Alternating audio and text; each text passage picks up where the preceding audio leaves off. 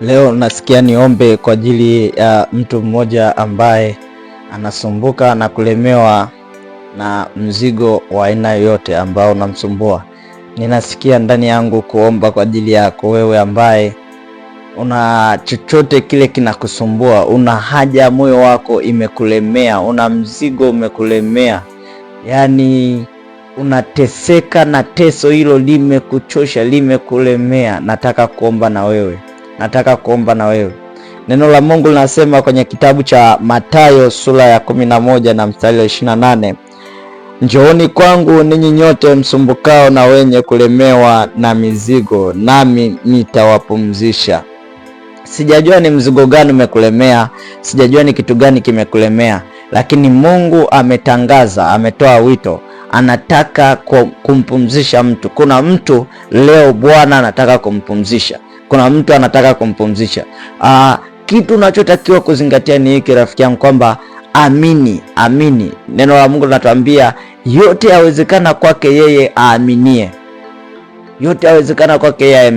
Ukiamini kwamba Bwana anaweza kuponya, Yesu anaweza kuponya, unaenda kupokea uponyaji sasa hivi. Ukiamini Bwana kwamba anaweza kukupa haja ya moyo wako, ukiamini kwamba hicho unachokitaka, hicho kilichokulemea, Mungu anaweza kukupumzisha. Hicho unachokitaka Mungu anaweza kukupa. Ukiamini kwamba inawezekana, leo unaenda kupokea. Hata kama umeomba kwa muda mrefu, hata kama umeomba kwa muda gani, ninasikia uwepo wa Mungu ndani yangu utakao kuwezesha wewe kupokea kile unachotaka, unachokihitaji, kupokea kile unachokitaka. Nami nataka niombe na wewe. Baba, katika jina la Yesu Kristo wa Nazareti, wewe ambaye Mungu umeniagiza niombe kwa ajili ya watu wako, niombe kwa ajili ya mtu ambaye amelemewa na mzigo huo, Bwana, na umeahidi kumpumzisha. Ninaomba Mungu ukaingilie kati juu ya teso alilonalo, juu ya teso linalomtesa, juu ya huo mzigo uliomlemea, katika jina la Yesu Kristo wa Nazareti. Bwana, tazama amekuamini kweli. Mungu unaweza kufanya, Mungu unaweza kutenda. Ninaomba Bwana ukaingilie kati, kamuondolee hilo teso linalomtesa, kamuondolee huo mzigo uliomlemea, kamuondolee hilo jambo ambalo limemtesa, limemlemea, limemzidia, Bwana, katika jina la Yesu, kwa damu ya Yesu, katika jina la Yesu, kwa damu ya Yesu.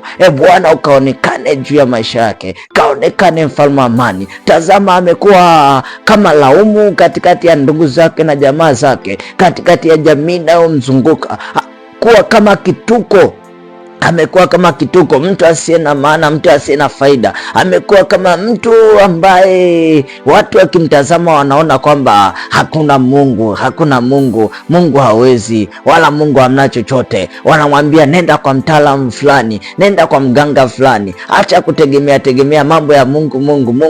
Utakufa tu wewe, utakufa. Lakini Bwana, ninakusihi neema yako na upendo wako katika jina la Yesu, kwa uwezo ulionao Bwana, ninaomba ukadhihirishie jamii hiyo na watu hao kwamba wewe ni Mungu unayeweza, Mungu mwenye nguvu. Wewe ni niko ambaye niko, wala haubadiliki. Ulitenda jana, unatenda leo na utatenda na kesho. Ulitenda mwaka jana, utatenda mwaka huu na mwaka kesho utaendelea kutenda. Utaendelea kubaki yule. Katika jina la Yesu, kwa damu ya Yesu. Ewe adui shetani uliyekamata maisha yake, mwachie huyo ndugu kuanzia sasa, mwachie huyo baba, mwachie huyo mama, mwachie huyo binti, mwachie huyo kijana, mwachie huyo mtoto, katika jina la Yesu, katika jina la Yesu, katika jina la Yesu, katika jina la Yesu. Ninaamuru uwezo wako Bwana, ninaamuru uwezo wako na nguvu zako zikapite katikati ya watu wako, zipite ndani ya